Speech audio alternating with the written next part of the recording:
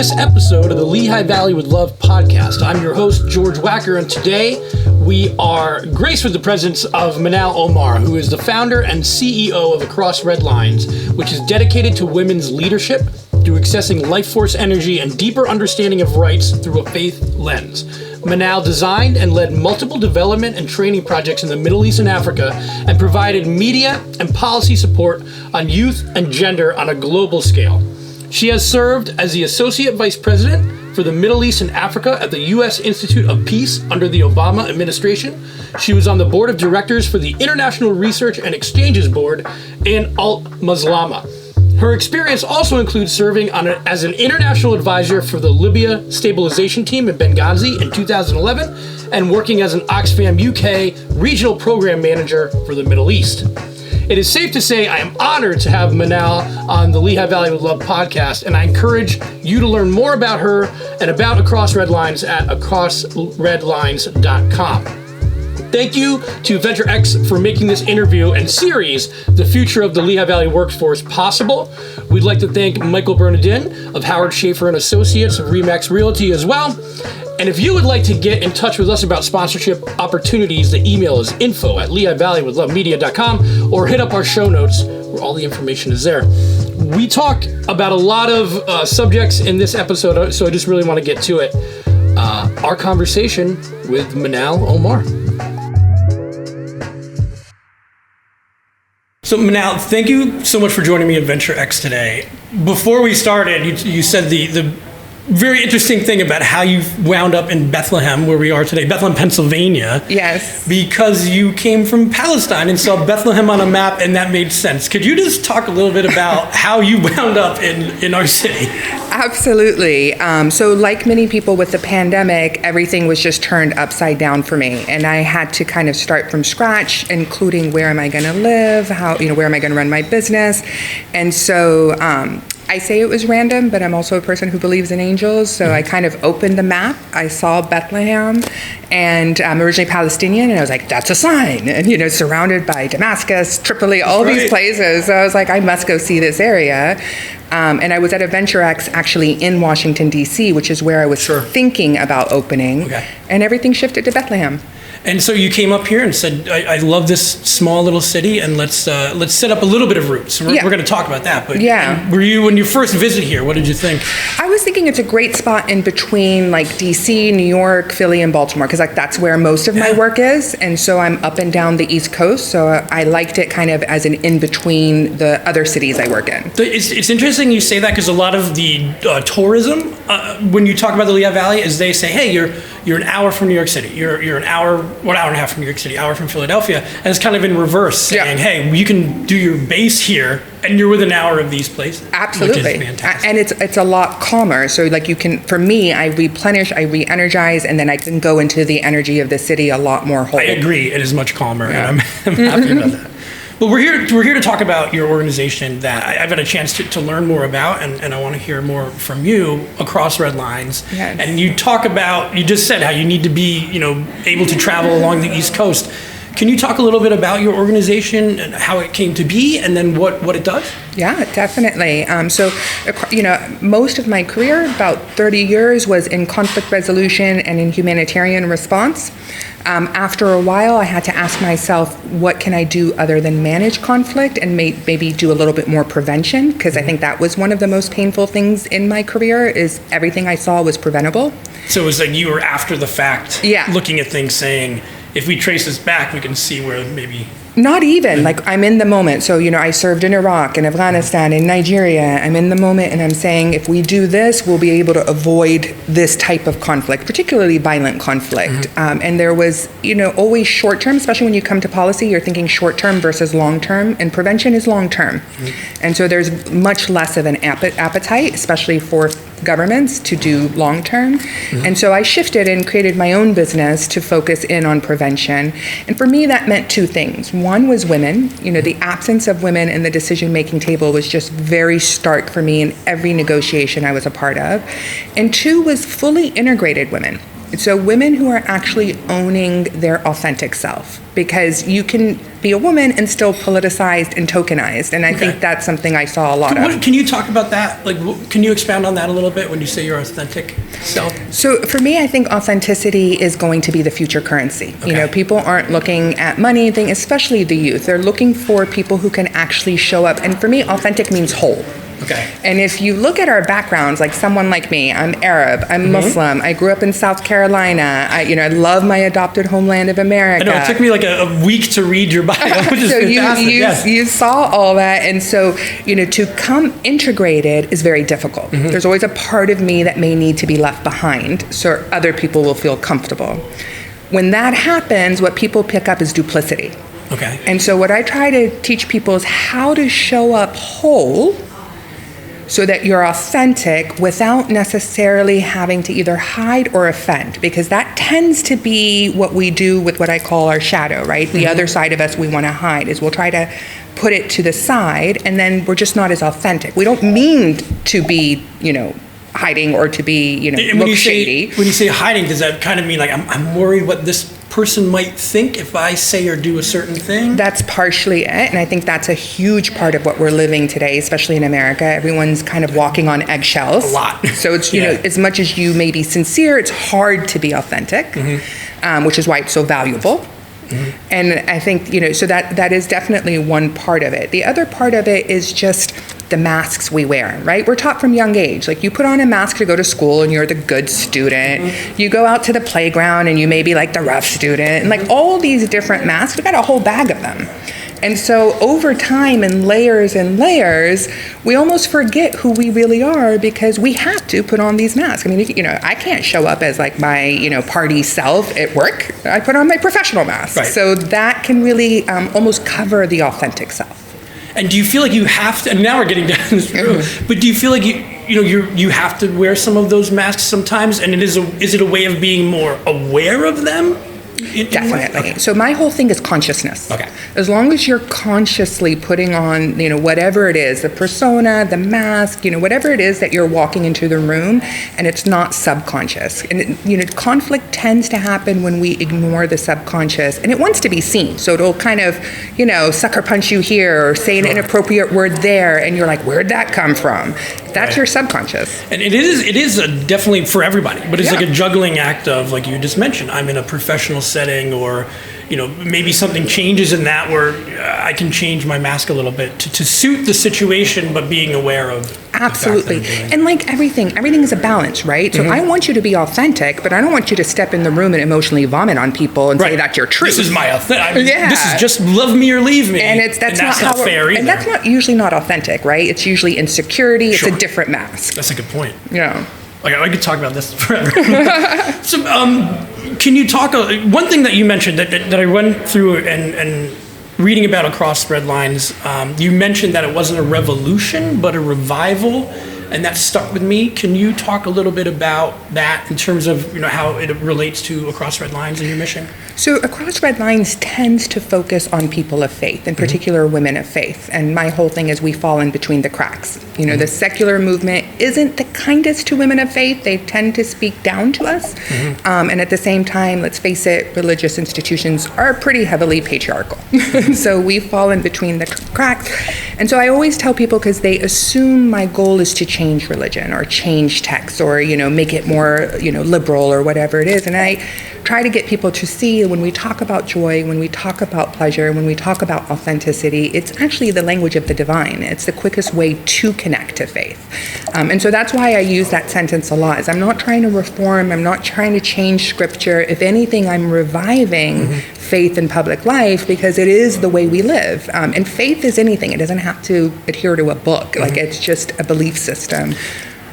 One thing that you mentioned too, and tell me if I'm wrong, or excuse me if I'm wrong, but you said that you were looking within your faith, trying to work within it rather than, like you had just said, saying, no, I want a revolution, I'm going outside. You're saying, what can I do within my faith to better understand myself or what I'm searching for? Absolutely. Okay. Like for me, I had a moment where everything was on the table. right? I could leave religion. I could stop covering. I put everything on the table for myself. And with that self-awareness, and being like, I'm going to be authentic. As a kid, I didn't have choice. So now is my chance for choice. And I landed somewhere in my DNA, I'm a person of faith. Like, I couldn't escape it. As much as I went and tried different things, that's just what spoke to me. And that's why I decided to adapt through a faith lens. And that leads us to the Let Love In campaign, which started, during, which has probably been, I think I can say this for many people, one of the most difficult years of their lives. Yeah. Talk a little bit about that Let Love In campaign, which people can find more about on your website, which we have the link in the notes and probably on the video here. Yeah. So can you talk a little bit about that? Sure. I think around, you can call it a mid-age crisis, whatever it is, hit me at 40. And I spent a lot of time just, I had so many masks and so much armor. And I spent all this time, 7 years, just taking off the mask, taking off the armor, trying to be raw, trying to be authentic. And then I get hit by this pandemic. And every part of me, the warrior, the general, was like, all right, back off. You thought you had to figure it out. I had to. It was in the defensive mode. And I was scared at how much I was regressing. I didn't want to interact with people outside that weren't in my inner circle. And I don't mean physically, even Zoom and everything. I was just isolating. And I know that when we have energy as strong as fear and the unknown that the pandemic unleashed, there's really only one counter, which is energy love. And I would say the vibration of love is probably the closest thing to God in itself. And so I wanted to really remember what I love, and I'm just that person who has to share. So I started asking my friends, and then suddenly I'm getting all these videos, and not just from America, I got from Costa Rica, from Malaysia, all these submissions. Your base isn't, this is Lehigh Valley, but people understand your base is international. I didn't expect all these videos to come in from literally the world. I have an ambassador from London who's now part of the campaign. The first submission was it was actually the Iraqi ambassador who negotiated the withdrawal of troops. He was our first submission for Let Love In. And that's amazing. It's amazing. It blew my mind. I'm still amazed by it. The fact that he would even submit it himself. And it was a poem. It was the most beautiful poem about hugs. You're talking about authenticity. It was what's happening? That's amazing. And so that campaign just launched, and we hope to use it as a way to have dialogue so that we're not so scared to share our opinions and our authentic self. Let's face it, we're really scared to come out whole today. Even doing podcasts like this, or without getting too much into my stuff, that you're like, I want to not go out. I don't want to do this. It's a little bit it's not so much of a fear. It's just an unknown. And the best way to deal with an unknown is maybe not to face it. At least if you're trying to be protective. So that brings me then to if we're talking about Let Love In, this has to go to talking about difficult things. Yes. And you are good at that. Watching your videos on your website, one of the things that you bring up is you need to talk about difficult things. You need to talk about things that make people uncomfortable, especially, I say perhaps in faith, and you can speak about that. But why is it important to talk about things that maybe people don't want to talk about? Yeah. So it's a key to being whole. It's almost that simple. So every time, and if you look at it from the lens of psychology, it's Carl Jung's shadow theory. Okay. And so he says we all have a shadow, the physical shadow as well as kind of this mental, energetic shadow in us. And if we don't shed light on it, then it finds ways to sabotage us. I don't tend to believe in self-sabotage. I believe in self-preservation. So there's a part of us that thinks this really bad habit is protecting us. Okay. And so that's why you want to let it go. Or it makes you comfortable and you're safe in it. Safe is always a tricky thing, right? Because the mind's job is to scan for danger and create safety. So it's always scanning. So you can always create danger. You can always create safety. The mind is very powerful. I think what I try to do is get you to sit in that discomfort, because the best way to really let go of negative emotion is to actually feel it. It will just go so much quicker, and we spend all this energy resisting the discomfort. Right. I do this with my nieces and nephews. We have this phrase where we're like, sit in discomfort, sit in discomfort. And it really is not fun when they throw it back at me, which they do a lot. Like, you're uncomfortable, sit in discomfort. But it's a line we do, and then in 10 minutes, that bad mood, that temper tantrum, whatever it is, really does pass because you allowed the feeling to emerge. You're not just pushing it down, pushing it down. So you're not, when this feeling comes to the fore, you're not saying no. No. You're going, what? Who are you? What's going on? Let's see what's up. And I love the way you just said that, because that's the best way to do it, is curious. Mm-hmm. Okay, I want to break something. Why? Yeah. I can't stand this person. Why? Right? And not making them wrong and not making you wrong. Right? That's where the curiosity is really important. This is great. This brings us right to what I want to talk about. You mentioned something in one of your videos that you didn't start asking the right questions until you were 40. Yeah. And I'm like, I'm 40. And, the last year has brought to me, a lot of uncomfortable questions about life and friendship and all those sort of things. Can you talk more about that? Like, what do you mean by saying I didn't start asking the right questions until that age? And then, we'll talk more about it. We can start with that. Yeah, I think, so a couple of things, right? So now I'm questioning everything. Mm-hmm. I'm questioning the social contract between citizen and government. Mm-hmm. I'm questioning my own faith and my relationship to God. So there are all these questions, which obviously is creating a lot of discomfort. Before 40, I don't think I had enough tools. And I actually am really glad I didn't ask those questions, because I think the questions that I really forced myself to face were existential. Like there were days I couldn't get out of bed. There were days I couldn't look at myself in the mirror. I was just like, I don't like any of the stuff I'm looking at, and I don't know any of the answers. And I think that's why faith is so important to me, is I told myself, have faith in your faith. Question and allow just the universe to respond with answers. Like, don't have any preconceived. And I would not have been able to do that before 40. Like, I needed tools, and I had enough tools in my toolbox that I could be so daring. And that's why I share them through Across Red Lines, because I think it's very dangerous to get into existential questions without proper tools and without an enabling environment. I agree with that, because you can start going down the existential road, and it can be dark. It's always dark, right? Without the proper, hey, I know that you're thinking about that, but this is maybe a way that I've encountered it and dealt with it. So I can definitely relate to. And that's the sitting in discomfort. Don't be afraid of the dark. Mm-hmm. Too much light is torture. Right? You need to make peace with the balance, and also that dark side came from a good place. I always talk about my shadow. I'm very jealous. I feel bad for anyone I date. I'm super jealous. Okay.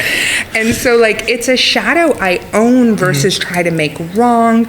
I let my partner know exactly how to reassure me, but I don't deny the existence of that shadow. And I would imagine that you're working on that while you're acknowledging it. A little bit, because I also don't make myself or my feelings wrong. Okay. Right? So if I'm feeling a certain way, my first job is to soothe that feeling. Okay. Right? And so if I'm working on it and stuff, then what I'm doing is I'm pushing it deeper into the shadow. It's going to hide from me, because I'm trying to it becomes an existential threat for that feeling, right? So it's going to hide from me. By actually soothing, by actually giving it attention, the feeling over time has become ridiculous, right? Mm-hmm. Because I'm actually giving it the best way to kill guilt and shame is give it words. Okay. Immediately, you give it words, then the person in front of you can be like, well, I understand this is your story, here's my story, here's this, and you're actually having that dialogue versus me filling in all the blanks myself. Yeah. So I didn't even have to work on it. Just over time, it almost became ridiculous, because everyone around me knew where I just knew me. It's that simple. They didn't have to accommodate me. No one's job is to make me feel better. It's my job. Mm-hmm. But they knew enough about me, and they cared enough that kind of it's like a knot that just dissolved in its own. Right, because we had talked about, the number 40, just because I turned 40 this year, and you look back at maybe some of the things or the ways that you acted or things that you maybe even believed, even if they're, somewhat mundane, just like daily things or way you interact with other people, and you hit that maybe age where you feel like, well, I'm too old. What are you talking about? How can I change now? Why is it important to not care about what age that happens? Oh, definite. First of all, with neuroplasticity, right, and this is the neuroscience of the brain, you can actually rewire and alter the brain at any age. Okay. And we know this through PTSD, through trauma, and through a lot of research that was done around soldiers and people with historical genetic trauma. Mm-hmm. So you can really literally rewire at any point in time. I've worked with people who are in their 70s and 80s. So if anything, some of the women in their 80s totally leaped over some of the women in their 20s, which shocked me, because I was anticipating the older generation resisting. that would make sense. Why do you think that would be? I think that there was less to lose. Right? Okay. Like reputation in your 20s, you're thinking of getting married, your reputation. Your 80s, you're like, all right, let's talk real, And so and this is part of what I try to do is get those women more their voice out. But 40 is also a magical number. Okay. It's a number that solidifies habits. So if you do something for 40 days, I have a whole workshop on 40 days of pleasure because it'll solidify a habit. And I always remind people it's also the age of the prophets. Most prophets got their messages in their 40s, which tells you you need tools and maturity and experience. Yeah. I guess the only thing is I feel bad is I thought I had some things figured out. 5 years ago, you look at it like I had no what are you thinking? But that's part of the journey. Yeah, and also, so I have asked the same question since I was like 7. Mm-hmm. Right? Is there a God? Sure. What does happiness look like? Do I belong anywhere? Like all these basic questions, and I tend to come back every 10 to 15 years to the exact questions. And it bothered me. How am I still asking the same question since I was 7? And I realized that it's a spiral. Right? So I'm coming back to the same question, but it's a much more elevated position. Sure, that makes sense. So you're not wrong. You were right at the time. But now you have so much data points, you have so much experience, everything. So you're asking questions and refiguring something you thought you figured out. But again, don't make the past wrong versus it's just elevated, it's just at a higher level. Before we talk about Venturex in here, now I'm going to put you on the spot. I told you I wouldn't do this. Is there something that somebody can do today, just right now, after listening to this, that maybe could help them? If, say, they're struggling with some of the things we talked about, or they're having self-doubt or anything. Is there just one thing maybe they can start with, or is that way too? I mean, one thing. I would say, tap into the inner child and be kind to it. Okay. That's almost always going to be the secret to unlocking, whether it's an insecurity, whether it's stagnation, you feel stuck, sometimes anger. It's usually the secret is with that little kid in you. Mm-hmm. Connect with it. So one of the things I did for an entire year, my kid loves ice cream. Anytime I wanted ice cream, I thought I was going to get diabetes. My kid was just ice cream. It's kind of like jealousy. It dissipated. Okay. Over time, by just shedding light on the inner child, so much in itself just started to dissolve. So people out there who are listening who really want that one thing, that's it. You connect with the inner child, you unleash magic. Yeah, this has been fascinating, and I hate that we're condensing it because I really want people to go check out your website. It's fascinating, just with all the information. That being said, where we are now in Venturex, shared workspace in South Bethlehem, why is this a good spot for you? What allows you to do your work more effectively or as effectively, and having a space like this? So I have to say this is a very unique and different spot. Mm-hmm. So I've been part of a lot of sure, yeah. We were, I shouldn't name names, but I've been part of all these other groups in Baltimore and things. What Terrence has created here is very different. Mm-hmm. I don't know if I can put my finger on it. I'm very much an unseen energy person. Okay. But the energy here is collaborative. Yeah. It's creative. It's electric. It's electric. There's nobody in here. I walk in and I'm ready to work. Right, totally. It's and I've been in other places where we go. It's full. Everyone keeps their head down. Everyone's got their headphones on, and we have that space to do that here. But I don't know the answer. I just know that the ability to co-create is just so much stronger in this space than any other space I've experienced. So I would say specifically Venturex and Terrence is what pulled me into this building. And then once I heard about the history of Moravia College. Moravian. That's it. I'm the current alumni president. So. Okay, well, we need to talk. And it's Moravian University now. Okay. It just changed. We need to talk because that story just it's almost the story of across red lines, just hearing about it. It makes me sad that not enough Americans know the history of historic Bethlehem, which is one I went down and and we're actually planning a dialogue now in historic Bethlehem. And that was just being in the street and people come, talk, what do you do? Here's my card, let's collaborate. Yeah. And I haven't had that and it's not just the pandemic. I haven't had that in a while. So it feels really good. It's great to hear. Even where we're here now, I'm being collaborative with Ryan, I'm being collaborative, and it's great that we're able to do it in a way that's let's do it. Let's see what happens. Absolutely. And I mean, that's the best way to do it, because otherwise territorial prescription, but like, no, people are, you know what? It's playful. That's what I like, is people are co-creating through play. Okay. And I hate to let you go. we're already way over than we talked about, but I'm fine with that. I definitely would love to talk to you again and to learning about your story, and even just talking today has made me a little more pumped up. Yes. Like it's nice to be. This is one of the first times that we've been back out and we're recording and meeting with people again. So it's been like, in some ways you're like, what do I expect? You're like, I've been doing. I meet people every day, but it's fun to be out and collaborating on a business level again. Yeah. Definitely. So what are the plans for the future? I mean, clearly people can visit your website and get more information about what you're doing. I know that you have retreats that you have through, and people can find more information about that. Is there anything big coming up, or is it more like just following along with those events? Well, I would say one is definitely people. I would love if people submitted Let Love In videos. Okay. It's just like 30 seconds of what do you love. I hope you do. Even like tomorrow, just like the thing that you're doing outdoors, like something simple. What do you love? And then after Let Love In is we hope to actually launch a dialogue around like values and how we would create basically a new dream. That's where I see the Let Love In campaign going. And the more people who participate, the more we can really redefine the American dream. So I would love to get as many voices into that campaign as possible. And then 2022, we have a whole tour. We're planning Iceland, we're planning Costa Rica, we're planning here in Pennsylvania, actually not far from Bethlehem. So keep your eye out for the dates of the tours. Okay.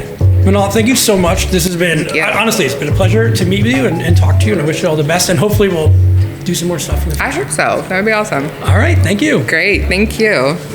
Again, a big thank you to Manal for coming on the show and spending some time with us. It was an incredible interview. I hope you all enjoyed it as well. Please, again, visit acrossredlines.com. That information is in our show notes. You can learn more about her organization and her as well. Again, if you'd like to get in touch with us about sponsorship opportunities, or if you'd like to be a guest, you can go to info@LehighValleyWithLoveMedia.com. Send us an email there. We would like to thank, again, Venturex and Michael Bernardin of Howard Schaefer and Associates with RE/MAX Realty. We will catch you next time. Thank you.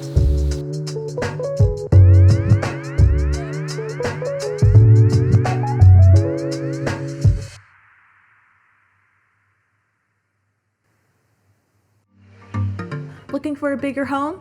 Find Mike. Looking to downsize? Find Mike. Looking for a home in the Poconos? Find Mike. Looking for your very own bat cave? Find Mike. When looking to navigate the Lehigh Valley real estate market, the first move is to always find Mike Bernardin with Howard Schaefer and Associates of RE/MAX Real Estate. He can help you build the right game plan to achieve all your real estate goals. Whether it be a home with 10 bathrooms, a home with a large garage to park your Tesla or vintage Ford Pinto, or just something perfect for you and your family, finding Mike Bernardin is always the best way to go. So, what are you waiting for? To make all your Lehigh Valley real estate dreams come true, all you have to do is find Mike Bernardin with Howard Schaefer and Associates of RE/MAX Real Estate.